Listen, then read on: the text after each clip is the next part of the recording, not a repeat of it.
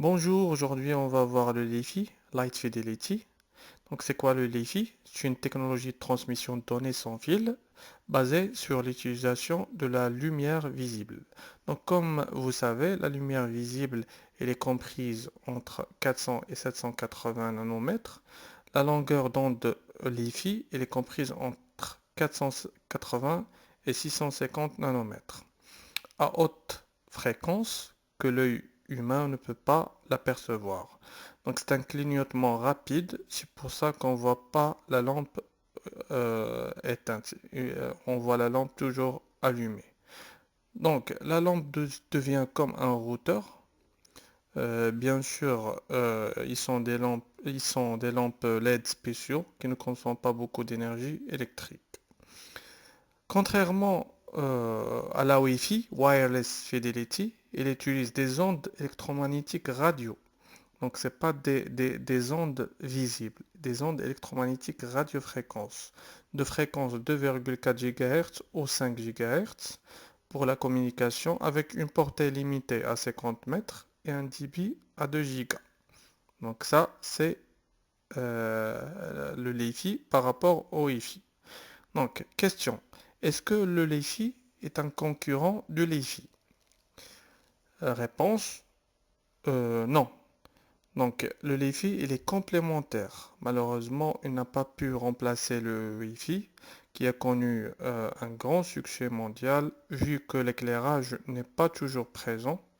On ne peut pas trouver les lampes partout, et ils ne sont pas allumées toujours.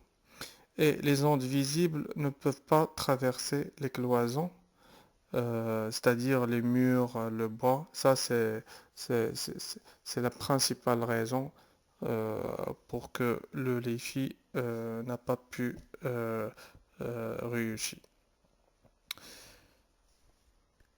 Il est récemment inventé, mais il n'a pas pu trouver sa place.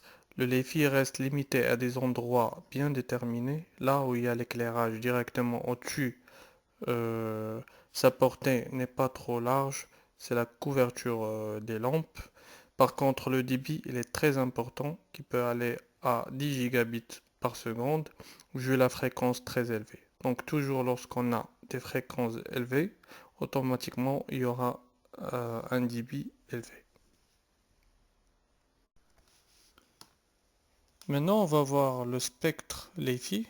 Le spectre, ça veut dire la représentation d'un signal par rapport aux fréquences. Donc, le spectre électromagnétique, on commence par les rayons gamma, rayons X, ultraviolet, et ensuite, il y a le spectre visible par l'œil humain. C'est entre 400 et 750 nanomètres. Donc, ici, il y a l'onde LiFi, et après, il y a l'infrarouge, les micro-ondes et les ondes radio. Donc, cette partie des ondes radio, il y a le Wi-Fi, il y a le WiMAX, il y a le Zigbee, il y a le Bluetooth, il y a le réseau LoRa, Z-Wave, il y a le Webro, il y a plusieurs réseaux transmission ou réseaux transmission de données dans cette partie onde radio.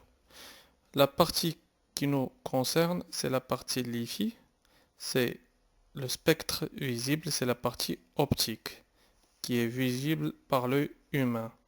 Donc les autres parties, on a un filtre, on ne peut pas les voir. Ensuite, la standardisation. Le I3E, l'abréviation de l'Institute of Electrical and Electronics Engineers, c'est un organisme de normalisation qui permet de réglementer les supports transmission sans fil. C'est le cas, c'est comme le Li-Fi, il est réglementé par la norme 802.15.7. Contrairement au Wi-Fi qui est réglementé et standardisé par les normes 802.11, point A ou B ou N ou G ou AC ou AX, on est au Wi-Fi 6 maintenant. Donc le I3E réglemente le Li-Fi pour que tout le monde, tous les fabricants fabriquent les équipements de la même façon. Donc cette norme 802.15.7 pour le Li-Fi, il détermine exactement le débit que doit être et, et la portée. Et il y a d'autres choses qui sont décrites dans cette norme. À l'extérieur comme à l'intérieur, les gens peuvent se connecter dans les rues, dans les plages, dans les parkings, dans les espaces difficiles à arriver. Donc c'est parmi l'un des principaux avantages du Li-Fi. Il faut juste un éclairage. Le schéma de câblage est la suivante. Donc chaque lampe doit être connectée à un port PoE dans un switch. Donc le switch il est connecté à Internet et chaque lampe doit avoir ce qu'on appelle un contrôleur. Donc le contrôleur de lampe, il permet quoi? Il permet d'adapter les deux langages, le langage Ethernet du switch et le langage lumière. Donc l'adaptation des deux langages elle est assurée par ce contrôleur. Donc l'alimentation elle est assurée par le câble catégorie 6, l'alimentation 12 volts PoE, plus les trames Ethernet. Donc les informations optiques qui sortent des lampes, elle est communiquée au smartphone et aux ordinateurs.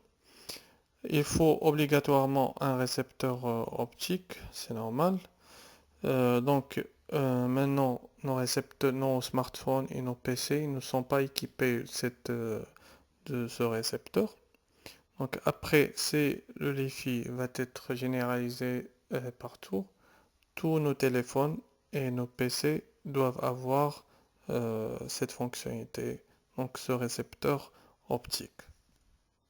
Maintenant, on va voir quelques avantages du Li-Fi par rapport au Wi-Fi. Donc le Li-Fi, il est moins cher, oui, parce qu'on exploite l'éclairage déjà installé dans le bâtiment. Donc on n'aura pas besoin des bornes Wi-Fi externes. Le Wi-Fi est moins saturé, oui, parce que dans le Wi-Fi, une borne doit alimenter plusieurs utilisateurs. Au Wi-Fi, non. Chaque luminaire alimente un nombre d'utilisateurs. Il est plus rapide, il peut atteindre 10 gigabits par seconde. Le Wi-Fi, il est plus adapté à certains environnements tels que les hôpitaux et les avions, là où il y a un risque de santé. Donc on peut mettre du Wi-Fi. Par contre, le Wi-Fi, on ne peut pas le mettre dans les hôpitaux et les avions. Elle est plus localisée, oui, parce que chaque luminaire, il couvre euh, juste, euh, juste la partie au-dessous. Donc elle est directive et la portée, n'est pas trop large. L'autre avantage, c'est que on peut exploiter l'éclairage et la communication dans un seul luminaire. Donc, le dernier avantage, c'est la sécurité. Vu que la portée du Wi-Fi, elle est trop, trop réduite, donc elle est plus sécurisée. Par contre, le Wi-Fi, il a une portée très importante. Il peut atteindre jusqu'à 50 mètres. Donc, il y a un problème de sécurité. Malgré ces avantages, le Wi-Fi reste limité et ne peut pas concurrencer le Wi-Fi. On peut citer quelques limitations. La lumière visible ne peut pas traverser les cloisons et les murs. Si on met nos terminaux dans les poches, on peut pas avoir la connexion. Donc, il faut toujours garder les terminaux en face des luminaires. À la fin de cette vidéo, j'espère que vous avez appris des choses. Je vous dis au revoir.